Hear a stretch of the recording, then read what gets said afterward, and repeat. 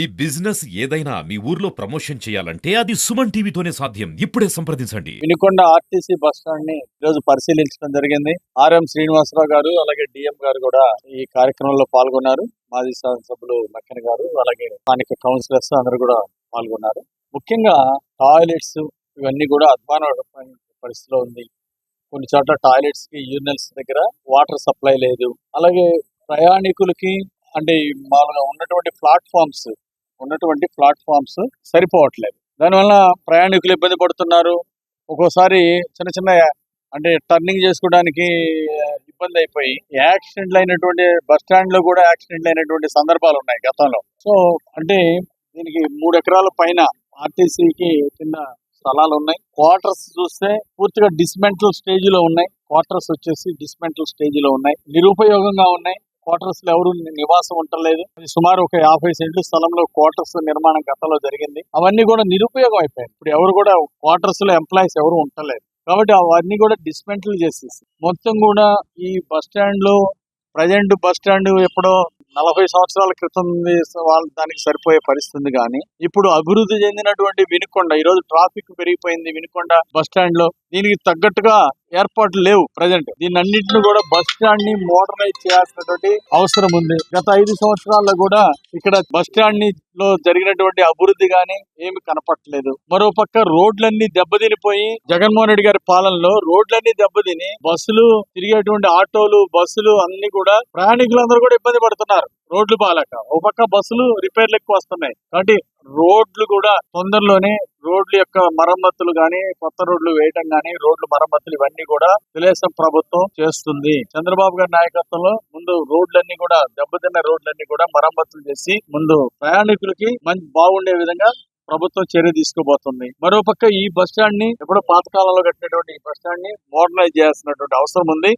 దీన్ని మొత్తం కూడా మాస్టర్ ప్లాన్ తయారు చేపించి దాన్ని బడ్జెట్ కూడా శాంక్షన్ చేయించమని కోరుతాము. టాయిలెట్స్ బాగాలేవు, వాటికి వాటర్ ఫెసిలిటీస్ లేవు, అవన్నీ కూడా మోడర్నైజ్ చేస్తాము. ఆర్ఎం గారికి కూడా అన్ని వివరించి చెప్పడం జరిగింది. ఆర్ఎం గారు కూడా ఇంట్రెస్ట్ ఉన్నారు. డిఎం ఆర్ఎం కూడా దీన్ని నిధులు వస్తే దీన్ని బాగా అభివృద్ధి చేస్తే బాగుంటుందని. అంటే ఇక్కడ గ్యారేజీ సదుపాయాలు పెంచాల్సిన అవసరం ఉంది. అలాగే కార్గో పార్సిల్స్ పంపడానికి ఇవన్నీ కూడా కొంచెం ఆఫీసులన్నీ కూడా మోడర్న్ గా చేస్తే బాగుంటుంది. అన్నిటికీ ఇటు రిపేర్లు మెయింటెనెన్స్ కు సంబంధించి షెడ్స్ వీటన్నిటికి సంబంధించి గ్యారేజీ షెడ్స్ రిపేర్స్ మెయింటెనెన్స్ సంబంధించి దీనికి కూడా మోడర్న్ బిల్డింగ్లు మోడర్న్ ఫెసిలిటీస్ అవసరం. అదే విధంగా బస్ స్టాండ్ లో ప్లాట్ఫామ్స్ పెంచాల్సిన అవసరం ఉంది. అవన్నీ కలిసి కొత్త మోడర్న్ బస్ స్టాండ్ నిర్మాణం చేయాల్సినటువంటి అవసరం ఉంది. దీన్ని రవాణా శాఖ మంత్రి దృష్టికి తీసుకెళ్లి మోడర్న్ బస్ స్టాండ్ కి నిధులు ఇమ్మని చెప్పేసి అడుగుతాము. దీన్ని ముఖ్యమంత్రి చంద్రబాబు నాయుడు గారి దృష్టికి కూడా తీసుకెళ్లి నిధులు కోరుతాము, నిధులు తీసుకొస్తాం. ముందు టెంపరీగా కొన్ని చోట్ల ప్లాట్ఫారం దెబ్బతింది, కొన్ని చోట్ల చైర్లు బాగలేవు. ఇలాంటివన్నీ కూడా ఆర్ఎం గారిని ఆదేశించడం జరిగింది.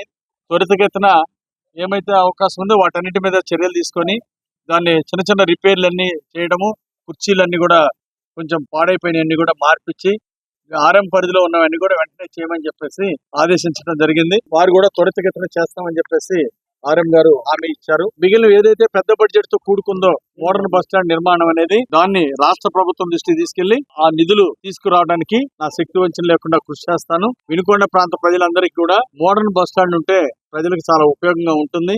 రేపు మోడర్న్ బస్ స్టాండ్ లో టాయిలెట్స్ గానీ గ్యారేజ్ గానీ అలాగే కార్గో పార్సిల్స్ సర్వీసెస్ ఇవన్నీ కూడా మంచిగా మోడర్న్ గా కట్టి అండ్ ప్రయాణికులకు మంచి సౌకర్యాలు ఇస్తూ ఇటు ఇక్కడ పనిచేసినటువంటి ఎంప్లాయీస్ కూడా ఎలాంటి ఇబ్బంది లేకుండా చేయడం జరుగుతుంది. అలాగే డ్రైనేజ్ కూడా మొత్తం కూడా బ్లాక్ అయిపోయింది.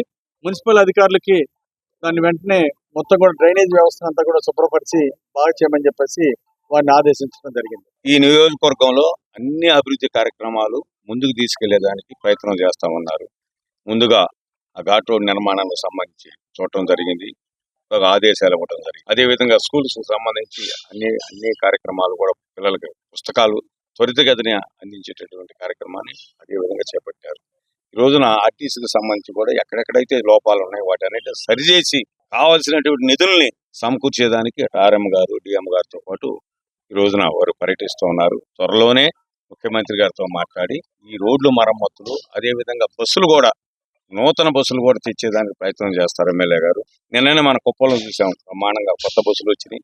అదేవిధంగా మన బ్యాటరీ బస్సులు కూడా వచ్చే పరిస్థితి ఉంది కాబట్టి తప్పనిసరిగా వినుకొండ కూడా మంచి నూతన బస్సులు వచ్చి ఈ ప్రాంగణం మొత్తాన్ని కూడా అతి విలువైన స్థలం ఇది. దీన్ని మొత్తాన్ని కూడా రీమోడరైజేషన్ చేసి ప్రయాణికులకి మంచి సౌకర్యాలు కల్పించేదానికి మరి మన ఎమ్మెల్యే గారు ఎంపీ గారు ప్రయత్నం చేస్తారని ఈ సందర్భంగా తెలియదు. దురదృష్టవశాత్తు కొన్ని నెలల క్రితం మా గ్యారేజ్ శ్రామికు అతను ఇక్కడ చనిపోవడం, సో వాటిని దృష్టిలో పెట్టుకొని సార్ని రిక్వెస్ట్ చేసిన వెంటనే లేట్ చేయకుండా ఈ రోజే సార్ వచ్చి చూశారు. చాలా సంతోషం. ఎందుకంటే ఇవన్నీ కూడా సార్ స్థాయిలో కానీ పై స్థాయిలో కానీ నిర్ణయాలు తీసుకొని ఒక మంచి స్టెప్ తీసుకుంటే కలకాలం పాటు ఈ యొక్క వెనుకొండ ప్రజానీకానికి ఒక మంచి బస్ స్టేషన్ అయితే ఉంటుంది, అందుబాటులో ఉంటుంది. ఆ దృక్పథంతో సార్ రిక్వెస్ట్ చేయడం, సార్ రావడం ప్రత్యేకంగా రెండోది సార్ చూసిన ప్రతి పాయింట్ కూడా మేము నోట్ చేసుకున్నాం.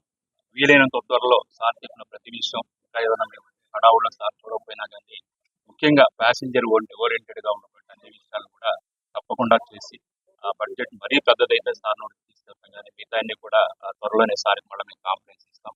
మరొక్కసారి సార్కి సార్ మాజీ ఎమ్మెల్యే సార్ అందరికి కూడా ప్రత్యేక ధన్యవాదాలు.